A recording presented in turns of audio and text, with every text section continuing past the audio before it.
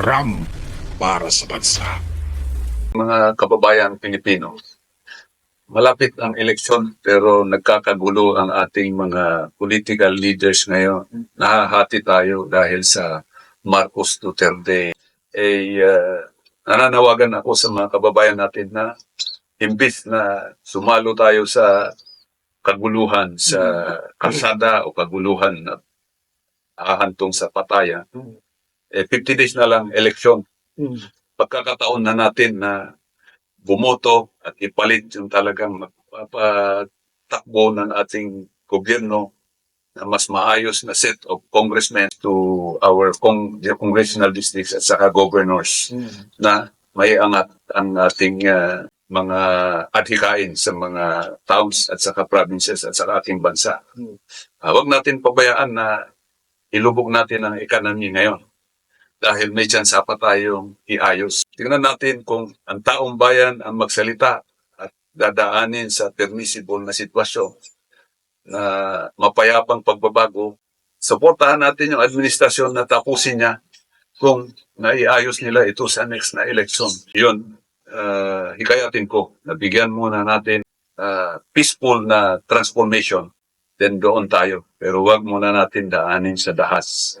So, may election tayo in 50 days. Suportahan natin. Kami na naikulong ang mga leaders ng RAM at saka yung mga tao namin na nakasipag-retire na, sinishare namin ito.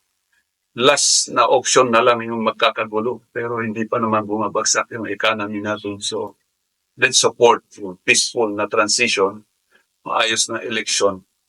Ang hiling natin sa COMELEC, wag na mag-entertain ulit sa dagdag bawas o di kay pagmanipula ng boto ng taong bayan dahil siyempre hindi na tayo natutulog kahit retired kami, we can still have our last energies to help transform yung society. O kami na nasa old guards na dating nakilahok sa armadong labanan, natapos na natin yung insurgency sa Communist Party at nagsisimula na tayong magsibanikan sa community, nag-i-increase na ng 10 folds yung tourism dito sa mga region. Huwag natin i-disrupt ngayon. So daanin natin sa mapayapang eleksyon.